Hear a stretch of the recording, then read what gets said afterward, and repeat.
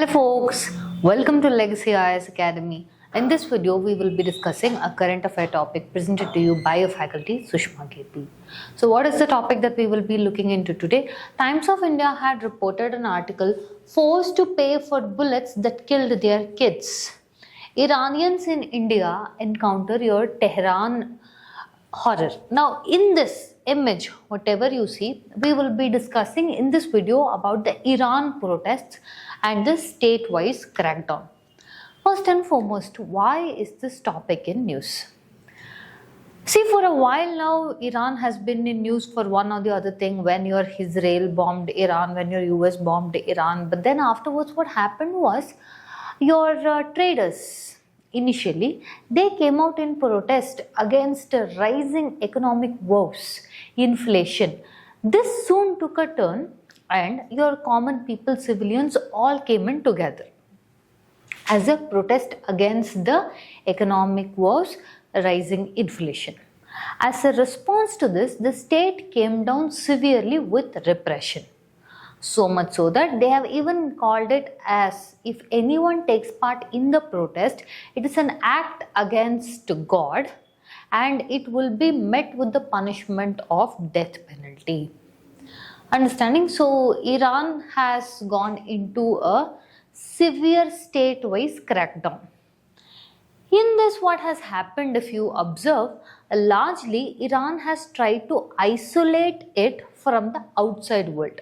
How? First is through your internet shutdowns. It has cracked on your Starlink, Elon Musk's Starlink.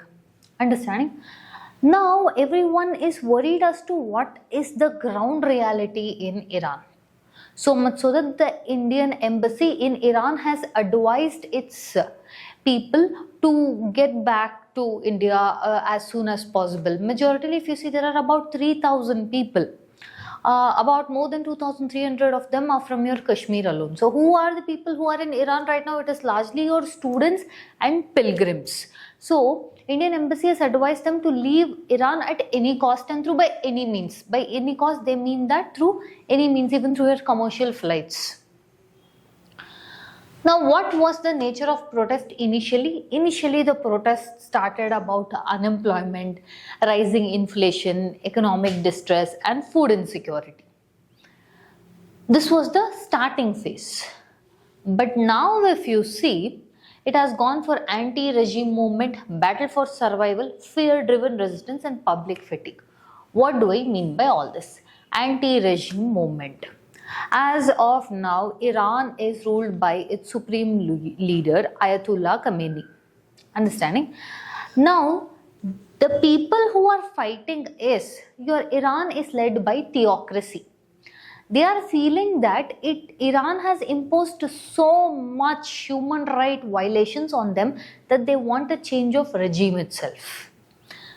And when they have started this protest, initially your countries like USA and all the other countries said aid is ready, we will send you aid. But many times you can hear from within Iran telling that we don't know when and for how long we can continue without any aid. If at all any aid is coming, let it come soon. Understanding? So every day there is survival mechanism there, which means people are having dire issues for even procurement of bread and eggs. And one more thing about your protests, especially in Iran scenario, is there is no alternate regime or there is no one leader for this protest.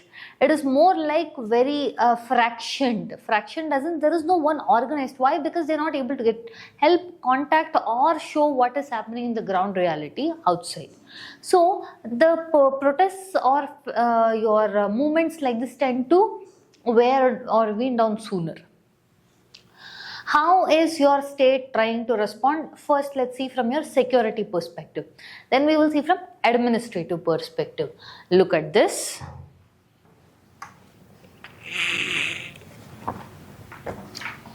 First, your revolutionary guards are deployed.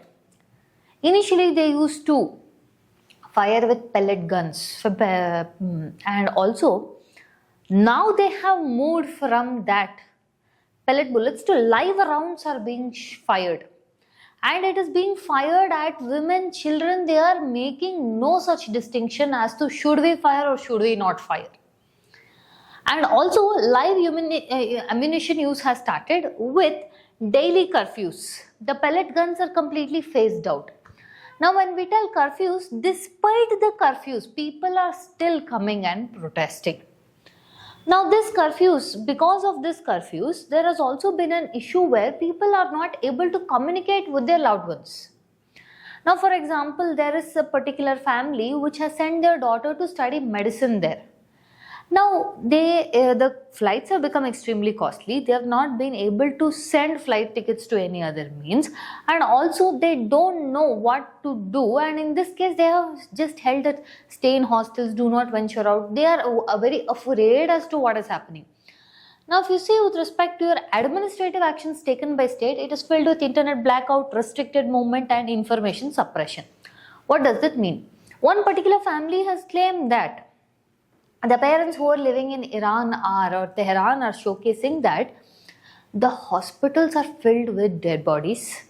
The earth moors or bulldozers are used to clear off bodies on street.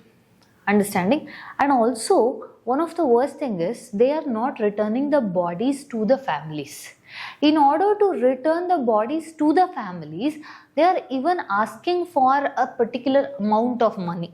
Let's say in this case somewhere like 3,60,000 onwards.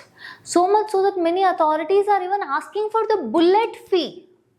So what is a bullet fee? Something that is charged for, this is one of the worst kind of atrocities that many people are even claiming that you are charging for killing us and you want us to expect to pay money to retrieve the bodies back. What kind of state does this? Okay, this is what families are complaining. So the human rights concerns in this, if you see aspects, the pellet guns concept is completely waived off. They are using live rounds. Women and children are affected. There are huge amount of human rights violations happening. Civil liberties are curtailed. And also your concept of excessive force and right to a life itself has been compromised.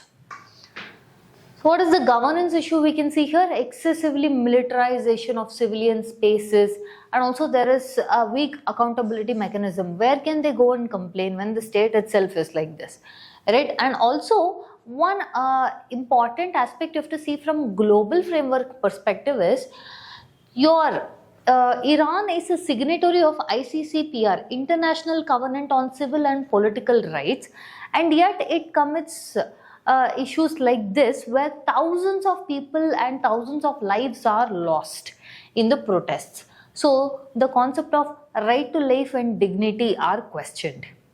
Now if you see your Iran embassy in India, the diaspora are protesting in New Delhi with the usage of a flag which showcases lion and sun flag. This was showcasing that it was before 1979.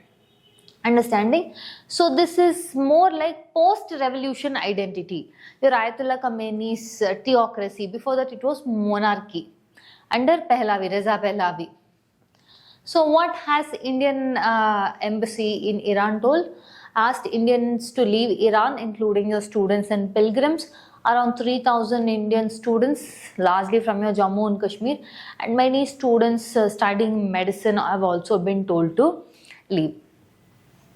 So overall, if you see what is the challenges that India is facing or Indian families are facing, okay, is first internet blackout, so they can't know for sure what exactly has happened, whether their family is safe or not. A particular person has even held that only 30 seconds a call could last. So they expensive flights in order to leave, inability to send tickets because again connectivity is not there, and also the advisory is shared on your Twitter. But even to access Twitter you need internet. So your Indian embassy is telling this, but how will people get to know? And many families are worried whether did they get to know or not because it is all posted on Twitter. And now, if you see with respect to India, India has a diplomatic dilemma here. India has relations with Iran with respect to energy security, your Chabahar port connectivity project, and this is the important aspect in order to connect to Afghanistan, Central Asia without the aid and help of your Pakistan. So one side is that means, another side is protection of Indian citizens, your support of human rights and non-interference in another country's principles. All this leads to a dilemma. Okay, so with this we come to the end of the content. If you like our content, subscribe to our channel, hit the like button and share it along with your friends. Thank you.